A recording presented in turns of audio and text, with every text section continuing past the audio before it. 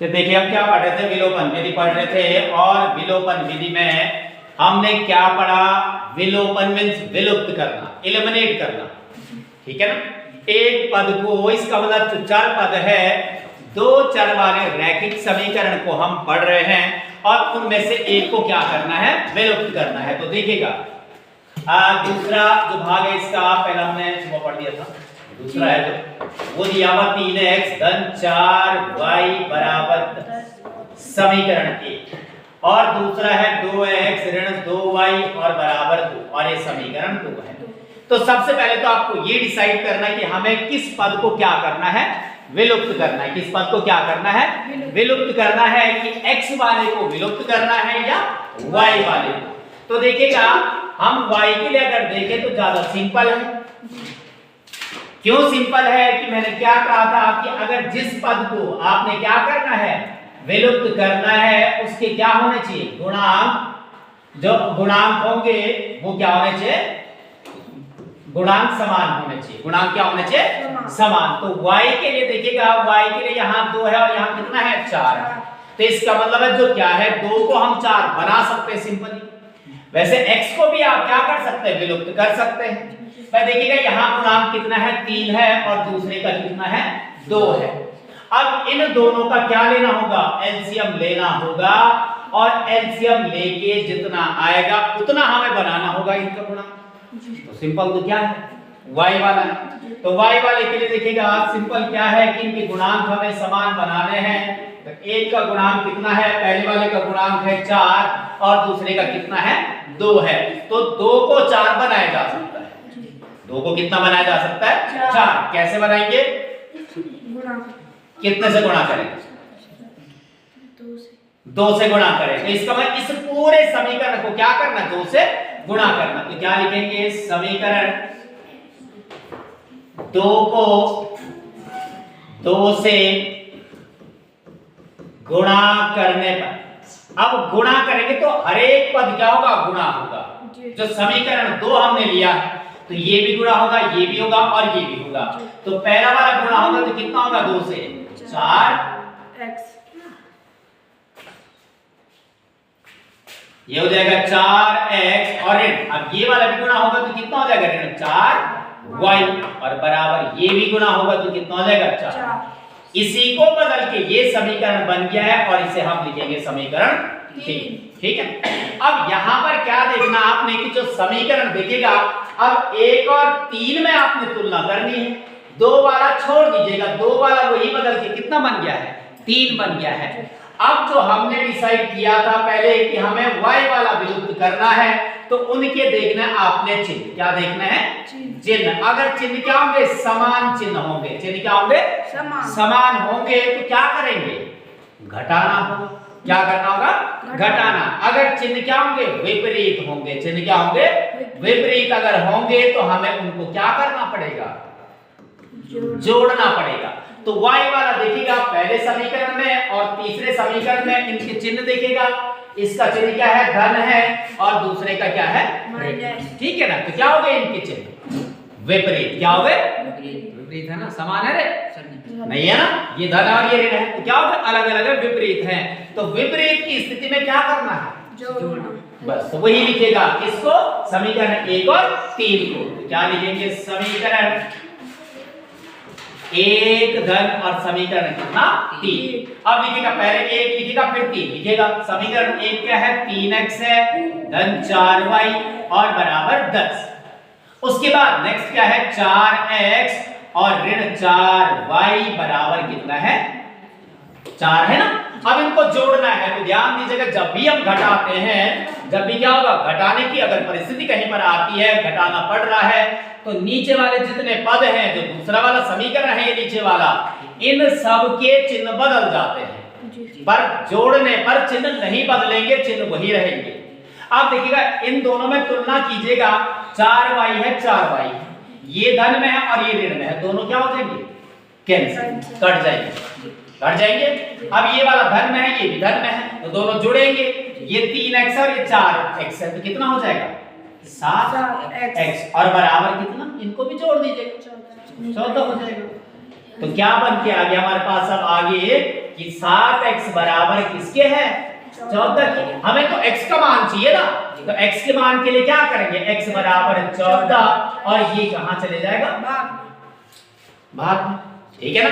अब कैंसिल कर लीजिएगा, 7 एकम 7 7 दूना 14, तो x बराबर कितना आ गया 2। x का मान तो निकल गया है।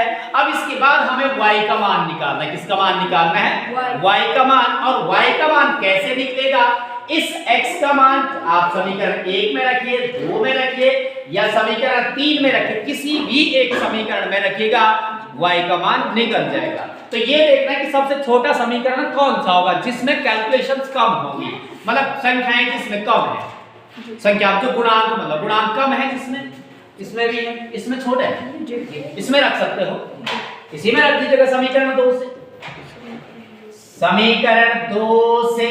अब समीकरण 2 जो है जहां पर x होगा समीकरण 2 के, वहां पर क्या रखना है 2 रखना है, क्योंकि x बराबर कितना है 2 है। तो यहां पर है 2x, 2x का मतलब 2 गुणा गए x, तो 2 गुणा गए x का मान तो 2 है। फिर कितना है ऋण 2y और बराबर कितना 2।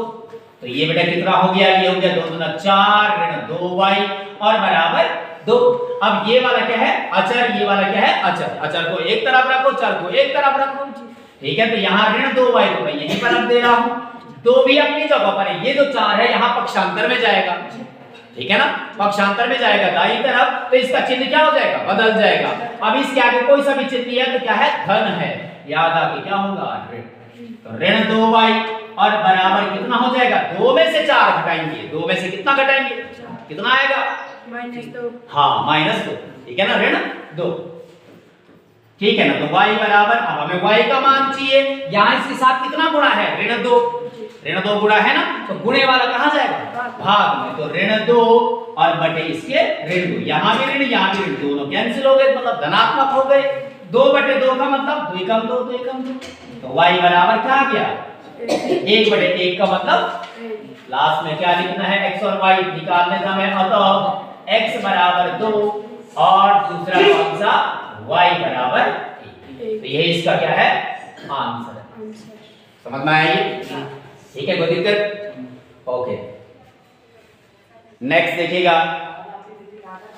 इसके बाद जो थर्ड वाला है ना इसमें, ये आपने खुद करना है, ठीक है। फोर्थ वाला देखिएगा, fourth is x/2 plus 2y/3 is equal -1, और मैं इसे अभी समीकरण 1 नहीं लिख रहा हूं। देखिएगा पीछे भी आपने क्या पढ़ा था, जब भी जो चर पद है x और y, उनके हर में कोई संख्याएं अगर हैं तो उनके हमने पहले क्या किए हर समान, क्या किए हर समान किए। अब यहाँ भी हर समान करेंगे, यहाँ 2 है, यहाँ कितना है 3 है, हर समान करने के लिए एलसीएम लेना होता है, तो 2 और 3 का एलसीएम बताओ, तुम बताओ 2 और 3 का, हाँ बताओ 6, ठीक है ना, तो कितना है 6, इसका मतलब 6 बनाना है, हमें कितना बनाना है 6, तो x/2 और धन 2y/3 अब बराबर ऋण 1 है ना, हमें बनाना है 6, 2 को बनाना है 6, तो 2 को किससे गुणा करेंगे 3 से, तो यहाँ भी 3 से, यहाँ देखिएगा 3 को 6 बनाना तो 2 से गुणा, तो अंश में भी 2 से, ध्यान दीजिएगा जितना हर में गुणा किया है उतना ही कहां करना है अंश में भी करना है, तो यहाँ हो जाएगा कितना 3x/6 धन 2 दूना 4y/6 बराबर ऋण 1, दोनों के हर समान हो गए हैं, दोनों के हर समान हो गए तो एक ही हर में आ जाएंगे, तो कितना आ जाएगा 6, अंश में कितना होगा 3x धन 4y बराबर, ठीक है ना। अब ये पूरे के बटे में है, पूरे के भाग में है, तो इसका ये कहां जाएगा वज्र, तो कितना होगा 3x धन 4y बराबर ऋण 1 गुणा गया 6, तो कितना हो जाएगा 3x धन 4y और बराबर ऋण कितना 6। अब मैं इसे लिखूंगा समीकरण 1, ठीक है, अब बना है। अब दूसरा देखिएगा, इसके लिए दूसरा क्या दिया हुआ है, दूसरा इसके लिए दिया हुआ है x और ऋण y/3 और बराबर 3। अब इसे देखिएगा, यहां भी सेम कंडीशन है, ये वाला यहां इसके भाग में कितना दिया हुआ है 3 दिया हुआ है, तो देखिएगा जो x है वो पूर्ण है, y/3 बराबर 3 है, इसके भाग में कुछ नहीं है तो कितना है 1, कुछ नहीं है तो क्या लिखेंगे 1 लिखेंगे। अब देखिएगा यहाँ यहाँ 1 और 3 का एलसीएम 3 हो जाएगा, तो मतलब यहाँ 3 बनाना, तो यहाँ 3 से गुणा, यहाँ 3 से गुणा, यहाँ 3 पहले से है, तो ऐसे रहेगा। तो ये हो जाएगा 3x और बटे 3 ऋण y बटे 3 बराबर 3। हर समान हो गए। जब हर समान हो गए तो क्या करना है, एक ही हर मान लेंगे। तो पूरे के हर में कितना 3, यहाँ 3x ऋण y बराबर 3। जब हर समान हो गए हैं, पूरे के हर में आ गया है, तो ये हर वाला कहां जाएगा, राइट साइड में वज्र गुणा। ठीक है, तो कितना बचेगा 3x ऋण y और बराबर 3 गुणा गए 3 या 3x ऋण y बराबर 9। अब बना समीकरण 2। समीकरण 2। तो देखिएगा हम क्या पढ़ रहे हैं, विलोपन विधि पढ़ रहे हैं। विलुप्त करना, एक को या तो x वाले को या तो y वाले को। तो देखिएगा यहाँ सबसे मेन, यहाँ देखिएगा x वाला देखिएगा 3x है ना, और यहाँ कितना है 3x। भाई गुणांक समान है ना x के, तो सीधे क्या कर दीजिएगा, इन्हें गुणा करने की जरूरत ही नहीं यहाँ। भाई किसी भी एक समीकरण को गुणा करने की जरूरत ही नहीं अगर x वाला आप विलुप्त कर रहे हैं। पर अगर y वाला आप विलुप्त करते तो यहाँ 4 है, यहाँ नहीं है, यहाँ 1, तो यहाँ 4 से गुणा करना होगा। तो क्यों हम उसको गुणा करें, क्यों बड़ा बनाए, जब यहाँ 3x है, यहाँ भी 3x है, गुणांक समान है भाई। तो क्या कर दीजिएगा, इसे या जोड़ना या तो घटाना होगा। जोड़ने और घटाने के लिए मैंने क्या कहा कि जब दोनों के चिन्ह समान होंगे तो क्या करेंगे, घटाएंगे। इसका चिन्ह देखो धन है, इसका चिन्ह धन, दोनों धनात्मक है तो क्या करेंगे, घटाएंगे। क्या करेंगे, घटाएंगे। समीकरण 1 में से समीकरण 2 क्या कर दो, घटा दीजिएगा।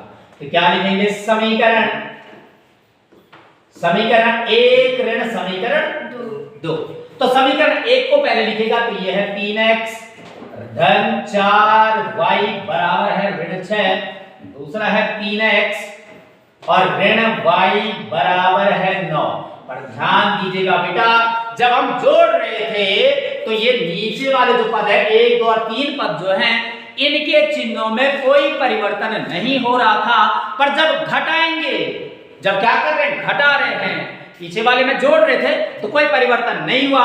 पर जब घटाएंगे तो इन सब के, तीनों के नीचे वाले, ये तो दूसरा वाला समीकरण है, इसके सब के चिन्ह बदल जाएंगे। इसका अभी आगे चिन्ह क्या है, धन, इसका तो ऋण है ही, इसका आगे कुछ नहीं है तो धन है। अब मैंने कहा चिन्ह बदलेंगे, चिन्ह क्या होंगे, बदलेंगे, तो इसका मतलब ये ऋण होगा, ये वाला धन होगा और ये वाला ऋण होगा। अब देखिएगा ये जो धन है ना, ये इसका चिन्ह नहीं है, अब इसका चिन्ह क्या है, ऋण, और इसका तो धन है। ये 3x धन में है, ये ऋण में है, तो ये दोनों क्या हो गए, कैंसिल, काट गए। अब देखिएगा ये 4y है और ये जो y है ना, ये ऋण में ना होकर अब किस में है, धन में है।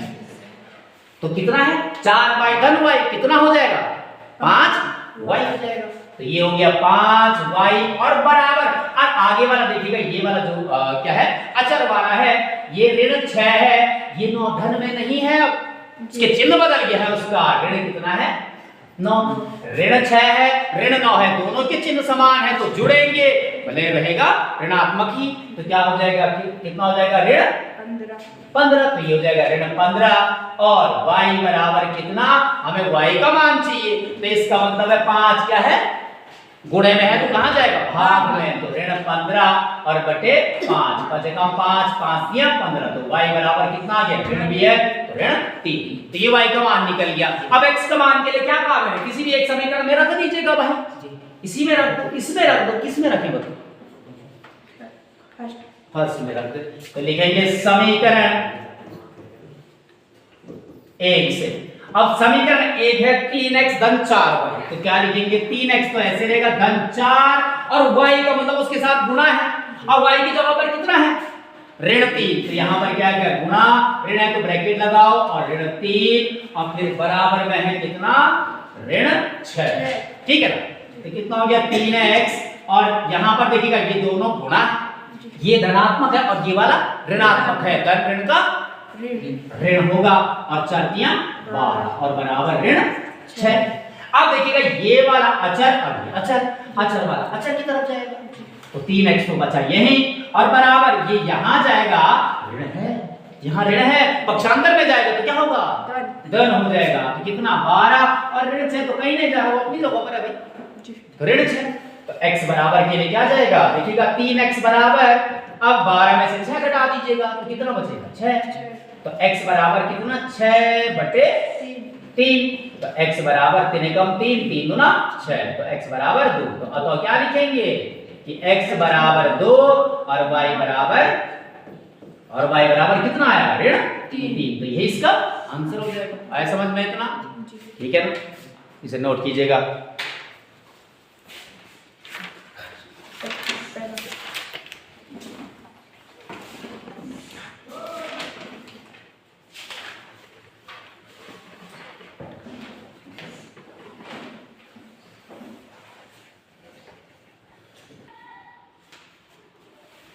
अब देखिए इसके बाद लैंग्वेज प्रॉब्लम वाला क्वेश्चन है, ठीक है ना, समस्यात्मक प्रश्न।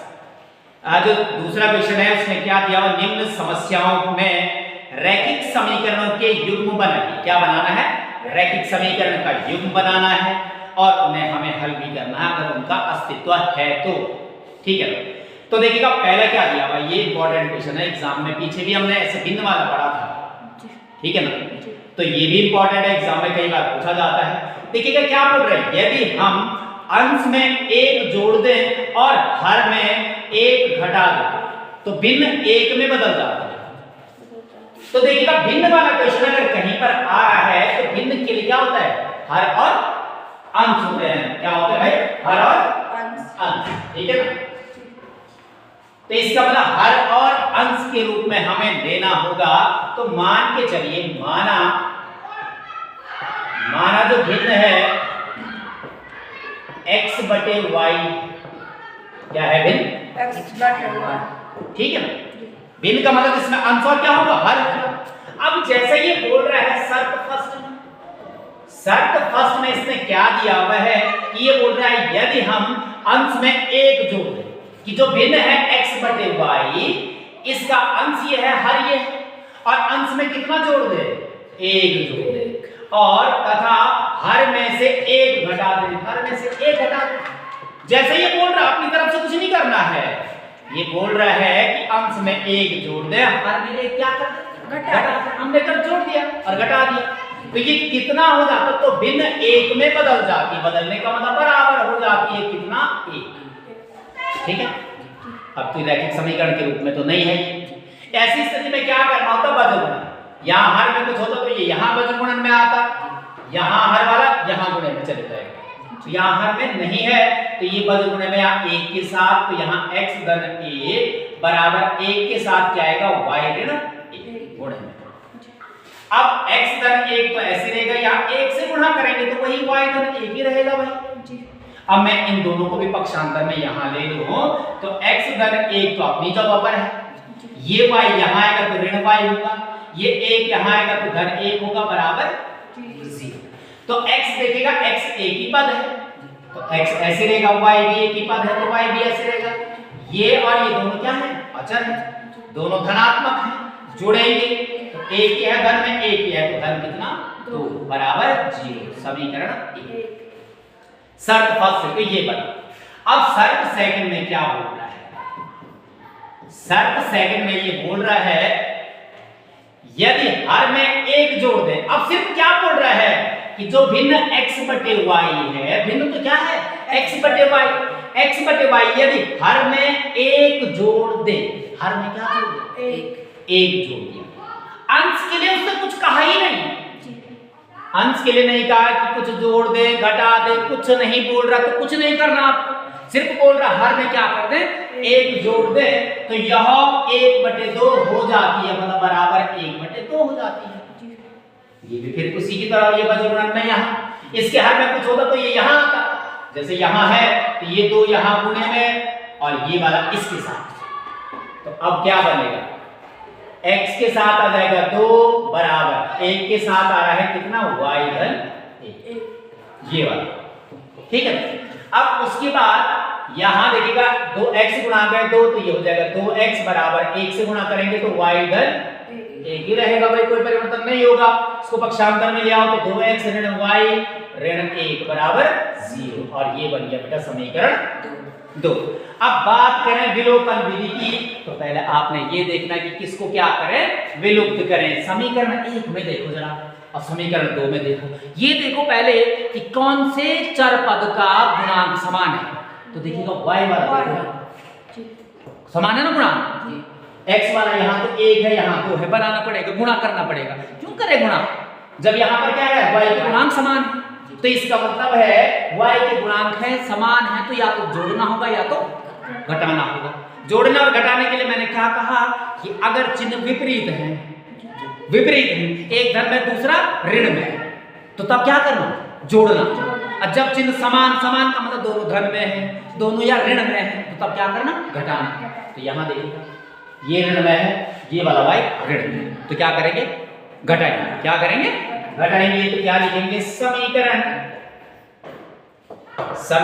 1 ऋण 2, ठीक है ना। तो समीकरण 1 को पहले लिखेगा, ये है x ऋण y धन 2 बराबर 0।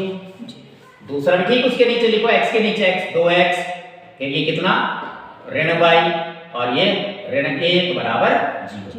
तो मैंने यहां पर क्या करना, घटाना है। और घटाने के लिए मैंने क्या कहा, नीचे वालों के चिन्ह बदल जाएंगे। इसका आगे से भी कोई चिन्ह नहीं है, तो अभी तो धन है, पर चिन्ह जब घटा रहे हैं तो चिन्ह क्या होंगे, बदलेंगे। तो ये वाला ऋण, ये वाला धन और ये वाला धन। अब ये वाला देखिएगा x और ऋण कितना है, 2x है ना। x में से जो घटे, अब ये घटाना है, क्या करना है, घटाना है। तो घटते तो इनके गुणांक है, ये 1 है, मतलब 1 में से 2 घटाना, तो कितना बचता है, ऋण 1। कितना आता है, ऋण 1। अब ऋण 1 का मतलब ये x वाला है, तो ऋण 1 गुणा का x मतलब ऋण x, क्या बचेगा, ऋण x। अब y वाले के लिए देखिएगा, y वाला ऋण में है, धन में, ये दोनों कट गए। ये वाला धन में है, ये धन में, मतलब 2 धन 1 है, ये कितना होगा, ये 3 और धन में होगा। अब बराबर 0। अब ये x यहाँ ऋण में है, तो इसको यहाँ ले जाओगे, तो 3 बराबर कितना होगा, ऋण x है, तो यहाँ जाके धन x हो जाएगा। तो अब देखिएगा कितना बन जाएगा,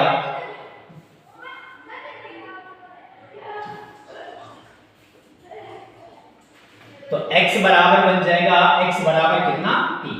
x 3 आया। अब इस x का मान या तो समीकरण 1 में रखो या 2 में रखो, या तो 2 ही है हमारे पास, दोनों में से किसी भी एक में रखो। तो 1 में ही रख दो समीकरण 1 से, तो समीकरण 1 में है x ऋण y, x की जगह पर तो कितना रखना है, 3, तो यहाँ 3 ऋण y होगा, तो 3 ऋण y, फिर उसके बाद है धन 2 बराबर 0। अब ये वाला अचर, ये वाला अचर, दोनों जुड़ेंगे, 3 धन में है, ये भी धन में, तो जुड़ेंगे, तो 5 ऋण y बराबर 0, या 5 बराबर ये y यहाँ जाएगा तो क्या होगा, धन होगा, तो y बराबर 5। तो इसका मतलब हम तो क्या निकाल